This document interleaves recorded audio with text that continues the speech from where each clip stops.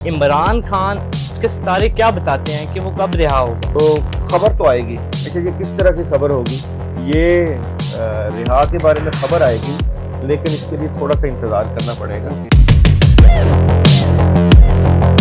अच्छा सर, बताइएगा क्या उनके सितारे ये कहते हैं कि वो दोबारा वज़ीर आज़म बनेंगे? बिल्कुल, खान साहब अब चाहते हैं कि सेटलमेंट हो जाए किसी तरीके से।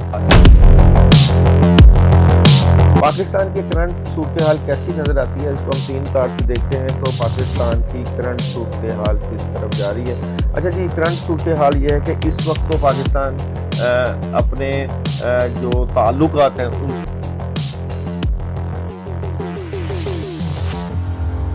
देखने और सुनने वालों को अस्सलाम वालेकुम। मेरा नाम वासिफ है, आप देख रहे हैं मल्टीवुड डिजिटल पॉडकास्ट।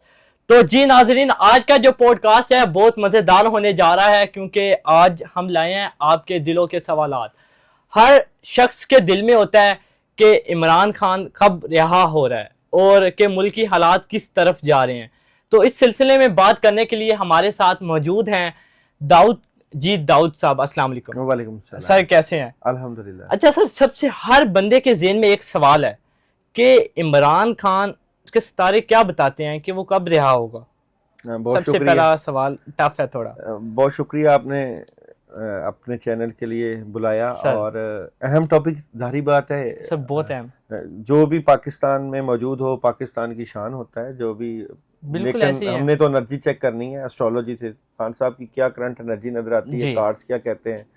तो 3 कार्ड मैं निकालूंगा खान साहब के उनकी एनर्जी के हवाले से।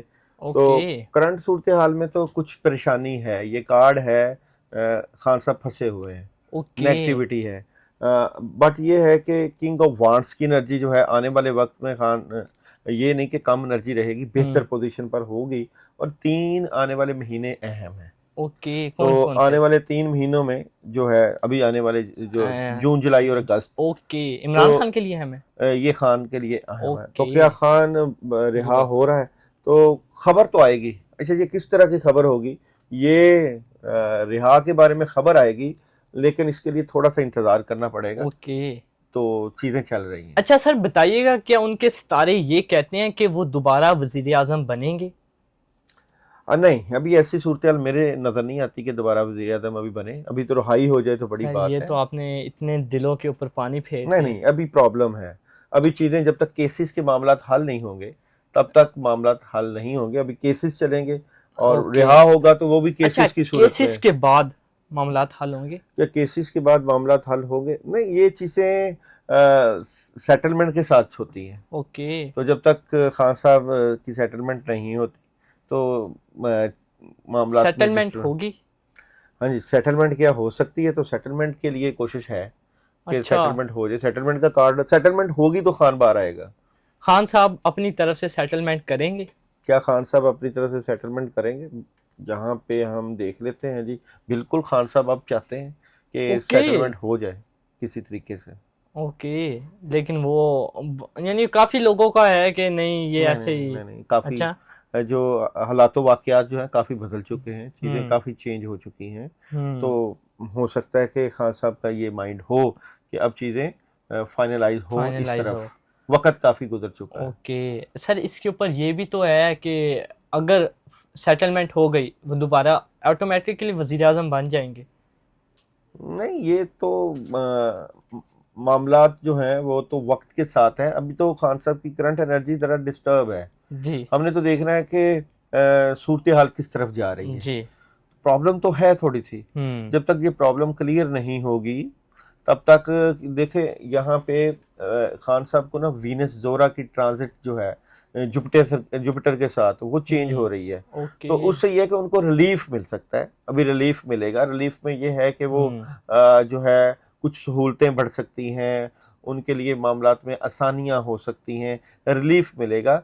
बड़ी तब्दीली के लिए अभी ये जो 2025 है इसको गुजारना पड़ेगा, क्योंकि मार्स की खान साहब एनर्जी है, मार्स की एनर्जी है, मरीख की एनर्जी है। तो मरीख जो है वो भी लड़ाई और झगड़े का साल होता है। तो अभी पाकिस्तान की जो पोजीशन यहाँ पे खड़ा है इस वक्त, पाकिस्तान की इंडिया के साथ भी जो झड़प है, और प्लस ये कि चाइना का ब्लॉक, अजरबैजान, ईरान और یہ ایک نئی صورتحال بنی ہوئی ہے، تو عوام کا رجحان ذرا جو ہے عالمی سطح پر پہنچا ہوا ہے، اوکے اس حوالے سے تھوڑا سا ویٹ ہوگا۔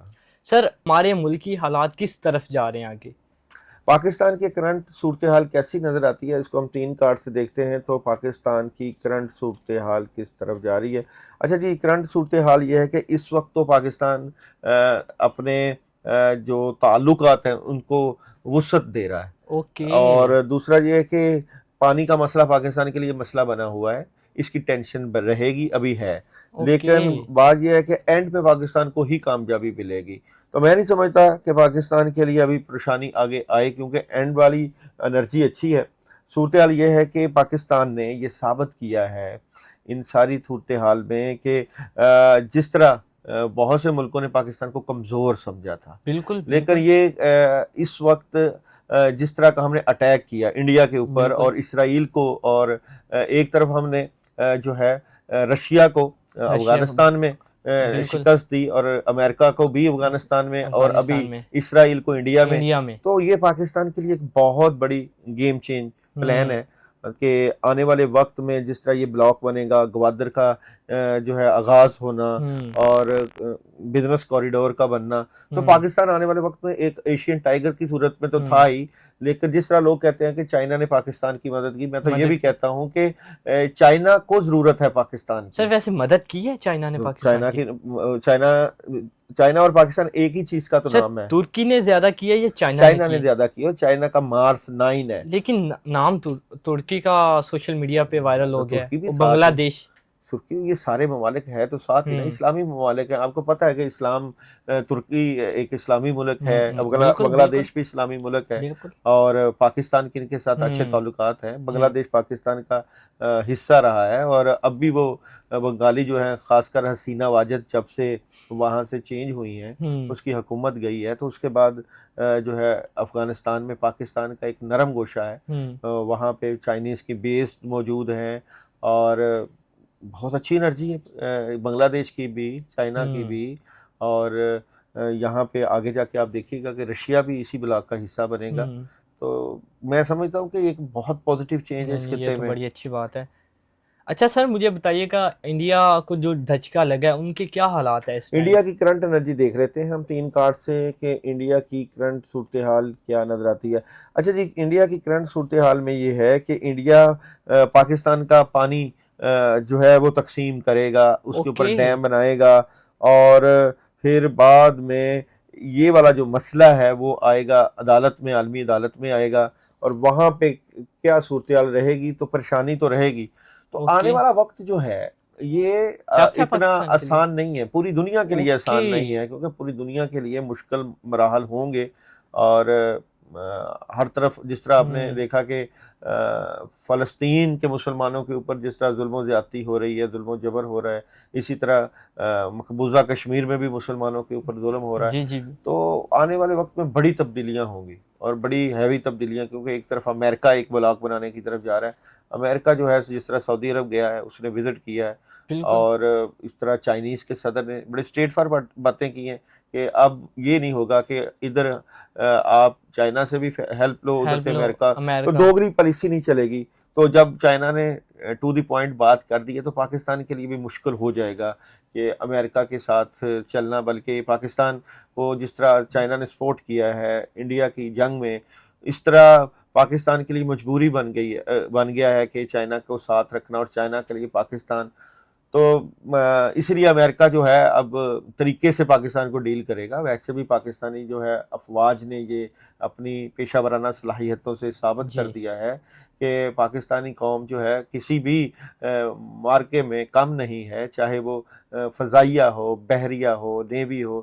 تو یہ ایک تھوڑا سا امیج خراب ہوا تھا کچھ عرصہ فوج کا، لیکن الحمدللہ لا الہ الا اللہ کی بنیاد پر بننے والا ملک جو ہے اس کو ہمیشہ سپورٹ رہی ہے، اللہ تعالیٰ کی طرف سے مدد رہی ہے، اور یہ جو انڈیا کے ساتھ ہوا ہے 1963 میں اتنا نقصان نہیں ہوا، جو کہ 4 گھنٹے میں پاکستان کی افواج نے ان سے بدلہ لیا، ان سے زیادہ کا نقصان اٹھانا پڑا انڈین کو۔ تو اچھی بات ہے کہ پاکستان جو ہے اس وقت اٹامک پاور مانا گیا، اس کی پیشہ ورانہ صلاحیتوں کو مانا گیا، اور یہاں پہ پاکستان کی جو فضائیہ ہے اس نے ثابت کیا کہ اب جو جنگ ہوگی وہ مائنڈ کی ہوگی، سائنس کی ہوگی. اور جس طرح پاکستان نے سائبر اٹیک کیا انڈیا پہ اور ان کا سارا نظام مفلوج کر کے رکھ دیا، ان کا ٹریفک کا نظام ہو، ان کا ٹرین کا نظام ہو، تو کافی چیزیں جو ہے اب چینج ہو چکی ہیں. اب جنگ جو ہے وہ سرحدوں پہ ٹینکوں والی نہیں رہی، اب تو مائنڈ ہے، اب تو ٹیکنالوجی کی جنگ ہے، اب تو گھر بیٹھے جنگ لڑی جائے گی. بالکل ایسی ہے. لڑ بھی رہے ہیں ہم سوشل میڈیا پہ، ان کو ہرا دیا ہم نے ریلز نہیں، میم کی جنگ نہیں میں کہہ رہا، سوشل میڈیا میم کی جنگ. لیکن یہ بھی ایک تو جنگ آپ ہی کو ہو گئی. پتہ ہے پاکستان جو ہے وہ موت سے تو گھبراتے نہیں ہیں. پاکستان تو کہتے ہیں کہ چلیں ہم نے شہید ہونا ہے. نہیں، شہید بھی ہونا ہے، اور ویسے بھی ہمیں موت اچھی لگتی ہے. ہم نے روزانہ کی بنیاد پہ اتنے اپنے قربانیاں دی ہوئی ہیں کہ ہمیں موت سے اب ڈر نہیں لگتا. تو ہندو تو اس کو پتہ ہے کہ مرنے کے بعد پتہ نہیں اس کا کیا انجام ہونا ہے. ہمیں پتہ ہے کہ مرنے کے بعد جو ہے وہ ہمیں اللہ تعالیٰ، وہ کہتے ہیں نا کہ شہید کی جو موت ہے وہ قوم کی حیات ہے. تو شہادت جو ہے مطلوب مقصود مومن، نہ مال غنیمت نہ کشور کشائی. تو شہادت کچھ اور چیز کا لیول ہے، یہ اللہ والوں کو نصیب ہوتا ہے. ایسے ہی ہے. اچھا سر، کبھی آپ نے ایکسپیریمنٹ کیا کہ یہ دنیا کب تک رہے گی؟ کبھی دیکھا آپ نے؟ دیکھو جی، دنیا تو اس کے لیے ختم ہو گئی نا جس کی آخری رات ہو گئی. جب آپ اس دنیا سے چلے جاؤ گے تو آپ کے لیے تو وہ دن، وہ رات آخری رات ہے. تو دنیا کب تک رہے گی؟ تو قرب قیامت کی نشانیوں میں 21ویں صدی کا ذکر ہے، 22ویں صدی کا ذکر موجود نہیں ہے. تو ہم قرب قیامت کی طرف ہی جا رہے ہیں. تو جس طرح مسلمانوں کے اوپر ظلم اور زیادتی اور جبر ہو رہا ہے، پھر یہ فلسطین میں پھر دجال کا آنا، تو رستہ تو وہی ہے. تو دنیا ہم سر قیامت قریب ہے. دیکھیں، قیامت کی تو پیشن گوئی تب بھی کی گئی تھی جب تیز آندیاں چلتی تھیں، جب طوفان آتے تھے، جب سورج گرہن لگتے تھے، تو نبی کریم صلی اللہ علیہ وسلم پریشان ہو جاتے تھے کہ کہیں قیامت تو نہیں آ گئی. تو احادیث میں دیکھیں تو تب جو ہے اتنی پریشانی تھی. تو اب تو 1400 سال، 15ویں صدی جا رہی ہے، اور اب بھی ہم اس انتظار میں ہیں کہ قیامت قریب ہے. تو قیامت کا منظر نامہ جو ہر وقت ہی موجود رہتا ہے، اس کی فکر کرنی چاہیے، اپنی آخرت کی، اپنے اعمال کی فکر کرنی چاہیے کہ کسی وقت بھی جو چلا گیا اس دنیا میں اس کے لیے تو قیامت ہے نا. بالکل ایسے ہی. اچھا سر، ٹاپک تھوڑا سا چینج کرتے ہیں. اچھا سر بتائیے گا، مجھے نا نظر لگ گئی ہے، کیسے پتہ چل سکتا ہے کہ مجھے نظر لگ گئی ہے؟ نظر کی بہت سی نشانیاں ہیں جس سے پتہ چلتا ہے کہ نظر لگتی ہے. احادیث میں وارد ہے کہ نظر چلتے ہوئے اونٹ کو ہنڈیا میں ڈال دیتی ہے، اور جادو سے اوپر کا درجہ ہے نظر بد کی احادیث میں بہت سی جو ہے وہ نشانیاں ہیں. نظر بد سے بندے کی ترقی میں رکاوٹ آ جاتی ہے، اور طبیعت میں ڈسٹربنس آ جاتی ہے، کندھوں پہ وزن، کوئی کام نہیں ہوتا. بندہ جتنا بھی کام کرنا چاہے اس میں رکاوٹیں رہتی ہیں، نیگیٹیوٹی رہتی ہے، کاموں میں برکت ہی نہیں پڑتی. تو یہ کافی ڈسٹربنس ہوتی ہے نظر بد کی وجہ سے. اور اس کا باقاعدہ احادیث میں موجود ہے کہ نظر اب 2-3 طرح کی ہوتی ہے. ایک ہے حسد کی نگاہ، ایک ہے رشک کی نگاہ. تو یہ ساری چیزیں جو ہے وہ انرجی سے بیسڈ ہے. اورا ہوتا ہے ہر انسان کے گرد، اور نیگیٹو اورا بندے کی ترقی میں رکاوٹ ڈالتا ہے. پازیٹیو اورا جو ہے، جس طرح کہتے ہیں نا، نگاہ مرد مومن سے بدل جاتی ہیں تقدیریں. تو ایک نگاہ ہے جو بندے کا مقدر بدلتی ہے، بزرگوں کی نگاہ، اولیاء اللہ کی نگاہ. اور ایک نگاہ ہے وہ بندے کا ستیہ ناش کر دیتی ہے، بیڑا غرق کر دیتی ہے. تو نشانیاں کام، کاروبار، عزت، رشتے میں بندش، سارا کچھ آ جاتا ہے. مگر حل بھی اس کا موجود ہے، قرآن پاک میں حل موجود ہے. سورہ فلق اور سورہ ناس پانی پہ دم کر کے پینا چاہیے، اپنے اوپر پھونک مارنی چاہیے. تو دنیا کی کوئی بھی نیگیٹیوٹی ہو، اگر اللہ آپ کے ساتھ ہے تو وہ دور ہو جاتی ہے. سر دوسرا اس میں کالا جادو آ جاتا ہے. کالا جادو یہ کیا حقیقت میں ہوتا ہے جادو؟ کچھ لوگ نہیں مانتے، وہ کہتے ہیں یہ کالا جادو وغیرہ کچھ نہیں ہوتا، یہ جسٹ باتیں ہیں. تو اس طرح کئی لوگ جنات کا تصور بھی نہیں کرتے کہ جنات ہوتے ہیں کہ نہیں. تو پھر ہم ان کو کہتے ہیں کہ قرآن پاک میں سورہ جن کا ذکر ہے، وہ تو اگر جنات ہیں تو جادو کا بھی ذکر موجود ہے. جو یہودی ہے، یہودیوں کا جو مذہبی جادو ہے، تو نبی کریم صلی اللہ علیہ وسلم پر بھی جادو ہوا تھا، ظاہر بات ہے، وہ بھی احادیث میں موجود ہے. اور جادو کے اوپر قرآنی آیات سورہ فلق اور سورہ ناس موجود ہے. تو جو لوگ سورہ فلق اور سورہ ناس پہ یقین رکھتے ہیں کہ پڑھ پڑھ کے پھونکنے بالکل۔ والوں کے شر سے بچا، ہوں، تو اس کو پھر اس سوال کو کرنا ہی نہیں چاہیے کہ جادو ہے یا نہیں. تو جادو ہے تو یہ آیتیں ہوں۔ آئیں، نازل ہوئیں.